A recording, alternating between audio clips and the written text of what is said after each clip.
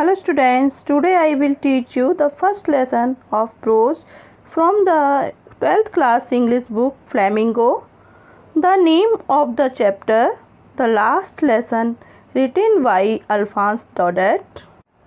इसमें जो कहानी है 1870-71 की है, जब फ्रांस और प्रूसिया के मध्य युद्ध हुआ था। प्रूसिया, जिसे आज हम जर्मनी के नाम से जानते हैं, जिसमें प्रूशियन आर्मी के जो लीडर थे ऑटो वेन बिस्मार्क, उनकी लीडरशिप में प्रूशिया ने फ्रांस को हरा दिया था।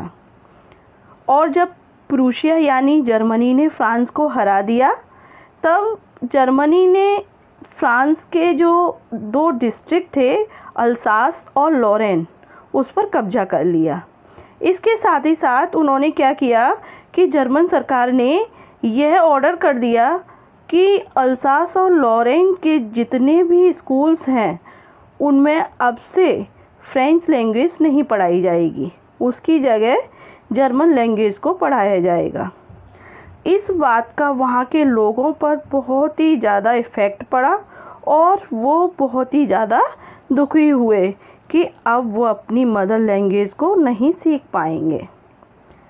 इस कहानी के जो नैरेटर हैं वो एक छोटा सा लड़का है जिसका नाम है फ्रेंच। वो हमें बताता है कि जैसा कि ऑर्डर था कि अल्सास और लॉरेन में जो भी है फ्रांस लैंग्वेज नहीं सिखाई जाएगी। तो उनके जो फ्रेंच टीचर थे मिस्टर हेमल, उनका आज क्लास में लास्ट लेसन है। आज के बाद वो अब क्लास में नहीं पढ़ाएंगे। तो उस दौरान क्लास में जो कुछ भी घटित होता है वो इस चैप्टर में बताया गया है। तो चलिए चैप्टर को स्टार्ट करते हैं। I started for school very late that morning and was in great dread of a scolding, especially because M. Hamel had said that he would question us on participles and I did not know the first word about them। यहाँ पर जो आई है वो narrator French के लिए है। तो वो कहता है कि उस सुबह मैं स्कूल के लिए देरी से गया और मुझे बहुत ज़्यादा वह भी लग रहा था, डर लग रहा था। इन a great dread of scrolling, डांट का डर लग रहा था। स्पेशली बिकॉज, क्योंकि विशेष रूप से इसलिए लग रहा था क्योंकि मिस्टर हेमेल जो हमारे फ्रेंच टीचर थे had said that he would question us on participle. वो उन्होंने हमसे कहा था कि वो पार्टिसिपल के विषय में वो कुछ पूछेंगे, मीन्स उसके बारे में क्वेश्चन पुटअप करेंगे वो। And I did not know the first word about them, और उसके बारे में मुझे एक शब्द भी पता नहीं था, मतलब उसकी बेसिक नॉलेज तक नहीं थी मेरे लिए। For a moment I thought of running away. For a moment, एक क्षण के लिए तो मैंने ये सोचा कि मैं चला जाऊंगा, घर रनिंग अवे भाग जाऊंगा। And spending day out of the door, और अपना समय बाहरी में व्यतीत करूंगा, ये उसने सोच लिया था। It was so warm so bright the birds were chirping at the edge of woods. अब वो बाहर का जो एटमॉस्फेयर है, जब वो घर से निकलता है तो बाहर का एटमॉस्फेयर बताता है। कहता है इट वाज सो वार्म, इतना ज़्यादा गर्म मौसम था, और सो ब्राइट, और इतना चमकीला, मीन्स सनी डे था। तो वार्म यहाँ पर प्लेजेंट सीजन इसलिए बताया गया, मौसम बताया गया है क्योंकि वहाँ जो है ठंडा इलाका रहता है, इसलिए वहाँ का जो वार्म बताया गया है। तो यहाँ पर वार्म प्लेजेंट के लिए बताया गया, अच्छा। And the birds were chirping at the edge of woods, और जो जंगल के किनारे किनारे पर, छोर पर वो चिड़ियाएँ थीं, वो पक्षी थे, वो क्या कर रहे, चहचहा रहे थे। तो कितना अच्छा मौसम लग रहा होगा। In the open field back of saw mill the Prussian soldiers were drilling. Drilling means होता है अभ्यास करना, और शॉ मिल कहते हैं आरा मशीन, यहाँ पर लकड़ियाँ वगैरह काटी जाती हैं। तो आरा मशीन के पीछे जो खुले हुए मैदान था, वहाँ पर प्रूशिया के जो सैनिक थे, प्रूशियन सैनिक, वो ड्रिलिंग कर रहे थे, एक्सरसाइज कर रहे थे। It was all much more tempting than the rules of participants. तो ये वहाँ का जो एटमॉस्फेयर है वो इतना इंटरेस्टिंग था, आकर्षक था कि जो पार्टिसिपेंट्स के जो रूल्स थे या पार्टिसिपेंट्स का जो क्लास थी वो बिल्कुल भी इंटरेस्टिंग नहीं थी। But I had strength to resist and hurried to school. और लेकिन क्या हुआ कि मैंने अपने आप में कंट्रोल किया, अपने आप में इतनी शक्ति रखी विरोध करने की। कौन सा विरोध करने की? कि वहाँ के वातावरण का जो एंजॉय करने के लिए मैंने अपने आप को कंट्रोल किया, और कंट्रोल करने के बाद मैं स्कूल के लिए तेज़ी से चल पड़ा। When I passed the town hall, there was a crowd in front of the bulletin board. जब बुलेटिन बोर्ड कहते हैं मतलब जहाँ पर जो मेन जो नोटिस बोर्ड वगैरह लगता है उसे बुलेटिन बोर्ड बोला जाता है। तो जब मैं टाउन हॉल से जहाँ से जो मेरा सभागार जो होती है, जहाँ असेंबली वगैरह लगती है, वहाँ से होकर मैं गुजर रहा था, तो मैंने वहाँ पर क्या देखा कि बहुत सारी भीड़ उस बोर्ड पर, है ना, जो सूचना वाला जो बोर्ड है उसके सामने भीड़ लगी हुई थी। For last 2 years all our bad news had come from there. The lost battles, the draft, the orders of the commanding officer, and I thought to myself without stopping, what can be the matter now? अब क्या कि वो सोच रहा था कि पिछले 2 वर्षों से यहाँ पर कोई ना कोई बुरे समाचार आते रहते हैं। उस पर बुरे समाचार मतलब ख़राब से ख़राब समाचार 2 वर्ष से वहाँ लग रहे हैं। कभी क्या होता है कि कभी हारे हुआ युद्ध का समाचार, कभी सेना में भर्ती के जो कानून जो होते हैं उससे संबंधी जो आदेश आते हैं उसके समाचार, और कभी कभी क्या होता है कि सेना के अधिकारी से जो वो आदेशों से संबंधित जो भी समाचार हैं वो वहाँ पर आते रहते थे। और मैंने क्या किया, बिना सोचे कि ये सोच करके कि 2 वर्ष से यहाँ पर ऐसी ही खबरें आती रहती हैं, तो मैंने बिना रुके हुए अपने मन ही मन इस तरह से सोचा कि अब और क्या बात हो सकती है, इससे भी ज़्यादा क्या बड़ी बात हो सकती है। Then as I hurried by as fast as I could go, the blacksmith worker who was there with his apprentice reading the bulletin called after me. अब जैसे ही मैं वहाँ पर अपनी पूरी शक्ति के साथ में तेज़ी से, जितनी मैं चल सकता था, मैं तेज़ी से दौड़कर जा रहा था, तो जो एक ब्लैक स्मिथ जिसका नाम था वॉक्टर, वो जो था वो अपने ट्रेनर के साथ, अप्रेंटिस बोलते हैं जो ट्रेनिंग करता है, तो अपने ट्रेनर के साथ उस बुलेटिन को वो पढ़ रहा था।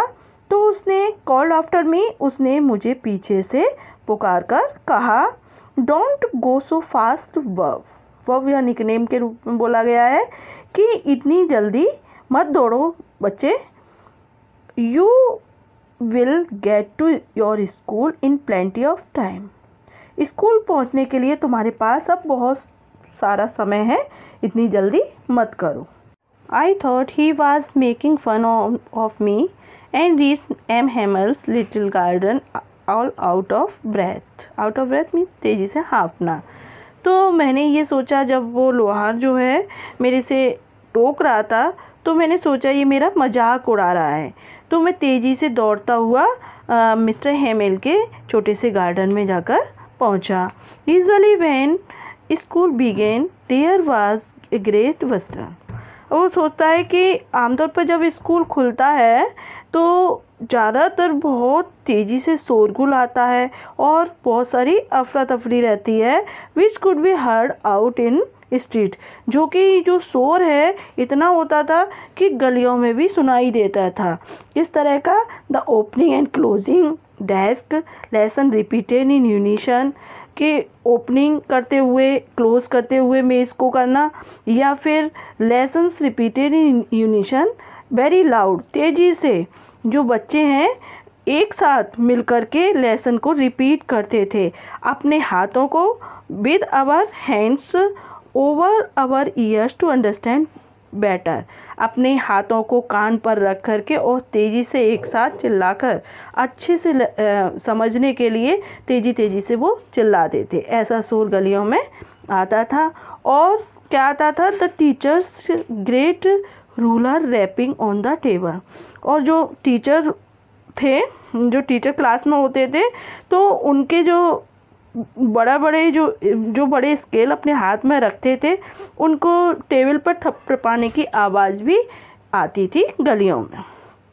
But now it was also still, लेकिन अब क्या है? आज तो बिल्कुल ही शांत है। I had counted on the commotion to get to my desk without being scene.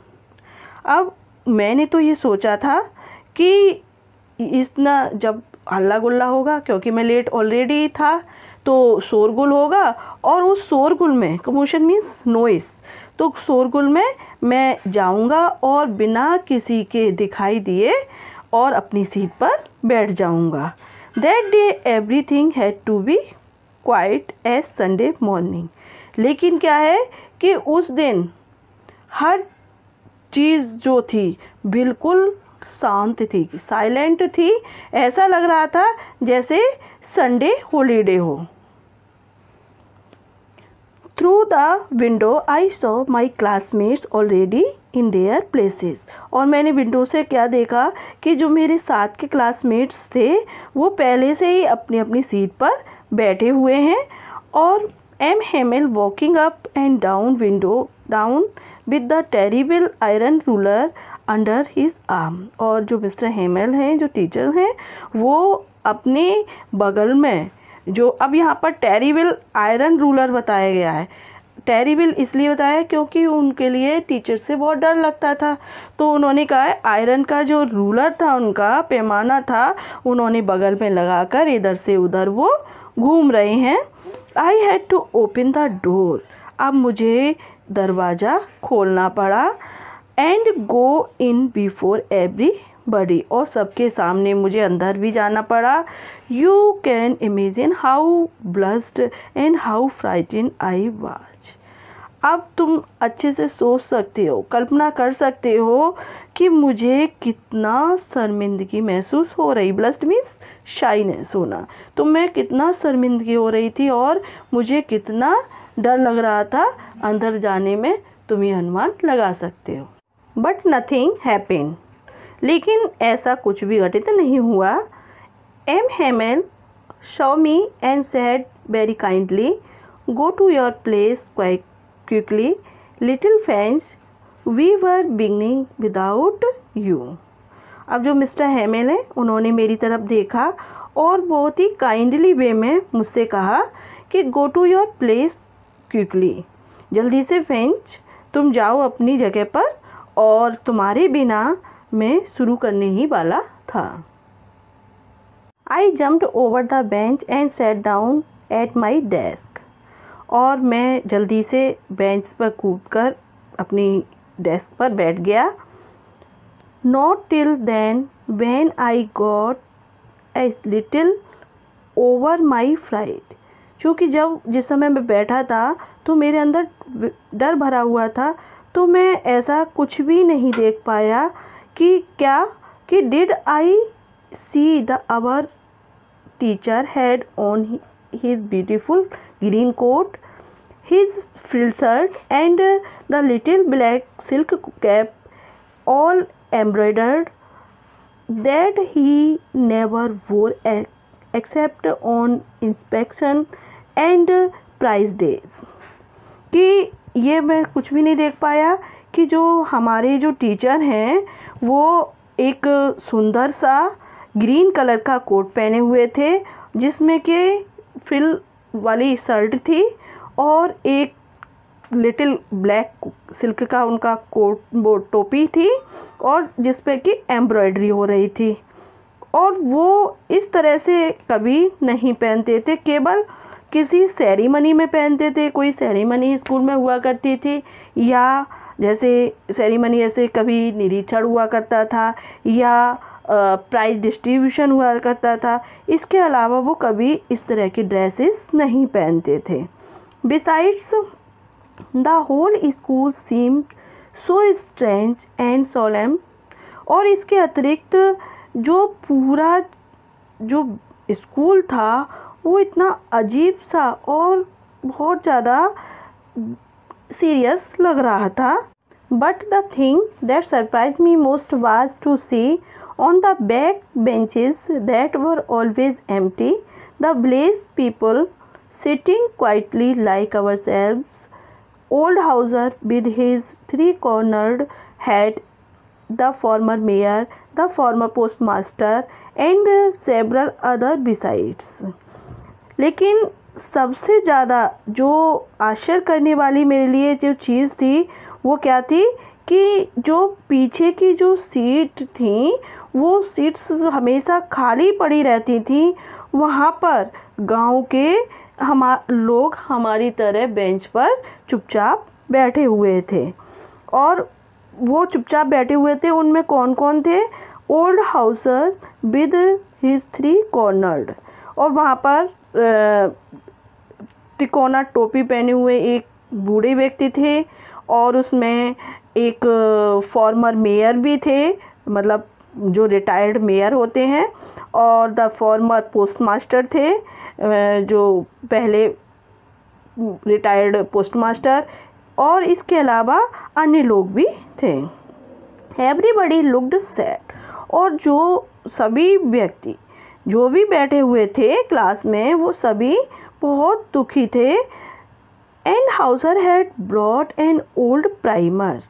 और जो बूढ़ा व्यक्ति था वो अपने साथ एक पुरानी सी प्राइमर कहते हैं, एक जैसे जो एक बुक इस तरह की बेसिक रीडिंग वाली जो बुक होती है वो किसी भी लैंग्वेज की हो सकती है, जैसे अल्फ़ाबेट वगैरह की इंग्लिश की होती है, आबासा जो होती है वो हिंदी की होती है। इस तरह की बेसिक रीडिंग बुक अपने साथ वो लेकर आए थे और thumbed at edges and he held it open on his knees with his great spectacles lying across the pages. और जो बुक थी वो जो है काफ़ी बार पेज पलटने की वजह से उनके जो पेज थे वो क्या हो गए थे, गंदे हो गए थे। और उसको उन्होंने बुक को अपने नीज़ पर रख लिया था, घुटनों पर खुला रख लिया था और उसके ऊपर चश्मा, उस पेज के ऊपर उन्होंने चश्मा रख रखा था। While I was wondering about it all, M. Hamel mounted his chair and in the same grave and gentle tone which he had used to me said, "My children, this is the last lesson I shall give you." जबकि मैं इस पर विचार कर ही रहा था कि mister Hamel अपनी कुर्सी पर उस समय बैठे हुए थे, तो उसी गंभीर टोन में उन्होंने मुझसे कहा कि मेरे प्यारे बच्चे, this is the last lesson I shall give you. आज बच्चों, आज मैं अंतिम पाठ आप लोगों को पढ़ाऊँगा। The order had come from वर्निल to teach only German in the schools of Alsace and Lorraine। जैसा कि ऑर्डर आ चुका है, लॉरेन और अल्सास के स्कूलों में केवल जर्मन पढ़ाने का आदेश बर्लिन से आ गया है। The new master comes tomorrow. अब तुम्हारे लिए कल नए अध्यापक आएंगे पढ़ाने के लिए। This is your last French lesson. और आज यह आपका फ्रेंच भाषा का अंतिम पाठ है। I want you to be very attentive. इसलिए मैं चाहता हूँ कि आप सभी इस लेसन को लेकर के अटेंटिव रहें, एकाग्र रहें। What a thunderclap these words were to me. ये जो शब्द मैंने सुने टीचर से, तो ये शब्द मेरे लिए बिजली की कड़कड़ाहट की तरह सुनाई दे रहे थे। Oh, the wretches! That was what they had put up at the town hall. हाय, शायद ये दुर्भाग्य के लिए रैचेस बोलते हैं। शायद यही बुरा दुर्भाग्यशाली समय था। ये जो टाउन हॉल में जो लगा हुआ था, वहाँ यही लगा दिया गया होगा, शायद यही नोटिस लगा हुआ होगा। My last French lesson, why I hardly knew how to write. जो फ्रेंच भाषा का जो अंतिम पार्ट था, अरे मुश्किल से ही तो मैं ये लिखना सीख ही पाया था। I should never learn any more. अब मैं उसे कभी नहीं सीख पाऊँगा। I must stop there. अब मुझे वहीं पर रुकना होगा। Oh, how sorry I was for not learning my lessons. अब वो बहुत दुखी होता है और वो कहता है कि काश मैं अपने पाठ को याद न करके मैं कहाँ जाता था, फॉर सीकिंग वर्ड्स। अगर काश मैं वहाँ ना जाता। सीकिंग वर्ड्स पक्षियों को और अंडों को ढूंढने के लिए मैं जाता था। और for sliding, going sliding on the सार। सार्स यहाँ रिवर का नाम है। तो और सार पर फिसलने के लिए जाता था। अब इस चीज़ को सोच सोच कर मुझे बहुत ही ज़्यादा दुख हो रहा है। My books that had seemed such a nuisance a while एगो। और जो मेरी जो किताबें हैं, जो कुछ देर पहले मुझे बहुत भारी सी बोझा लगा करती थी, so heavy to carry my grammar and my history of saints were old friends now. और वो किसकी, ग्रामर की बुक, और यहाँ पर वो बताई गई है कि संतों का इतिहास की जो बुक थी, वो मुझे बोझा सी लगा करती थी। अब वो मुझे पुराने दोस्तों की तरह लग रही हैं, अब मुझे प्रिय लग रही हैं। That I could never give up, जिनको मैं अब छोड़ना नहीं चाहता हूँ। And M Hamel to the idea that was going away. अब जो मिस्टर हेमल है, उनके बारे में भी जो विचार है कि अब वो जा रहे हैं। And I should never see him again. और वो उनको हम कभी अब देखने को वो नहीं मिलेंगे, अब हम उन्हें दोबारा नहीं देख पाएंगे। Made me forget all about his ruler and how cranky he was. और उनका जो स्केल था, उनका जो डंडा था, उनके बारे में जो हम सोचते थे और उनके बारे में जो सोचते थे कि वो कितने टेम्पर्ड हैं, मतलब शॉर्ट टेम्पर्ड हैं और कितने स्ट्रेंज से लगते थे। उनका जो दिमाग था वो थोड़ा ज़्यादा बदमिजाजी लगता था। उनके बारे में ये सब कुछ हमने भुला दिया और उनके बारे में भी हमें बहुत ज़्यादा दुख लग रहा है। Poor man, it was in honor of this last lesson that he had put on his fine Sunday clothes. Poor man यहाँ पर जो है टीचर के लिए है। तो जो बेचारे गुरुजी हैं, उन्होंने लास्ट लेसन है उनका आज क्लास में, इसलिए उसके ऑनर में उन्होंने जो fine Sunday clothes means fine dresses, तो उन्होंने वेस्ट से वेस्ट जो ड्रेस होती है वो उन्होंने आज पहन रखी है। Now I understand why the old man of the village were sitting there in the back of the room.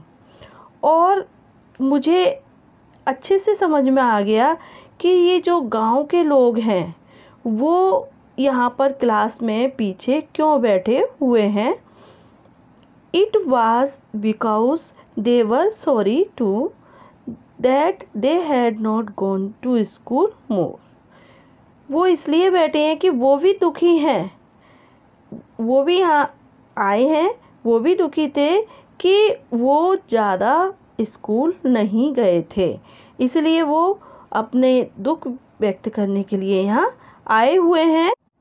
It was their way of thanking our master for his 40 years of faithful service and of showing their respect for the country that was theirs no मोर।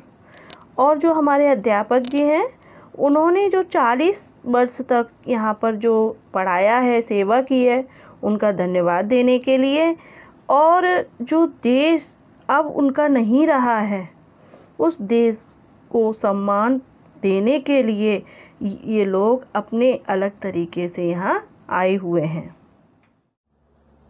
बच्चों, इस video में इतना ही। Lesson का शेष भाग अगले video में। Thank you.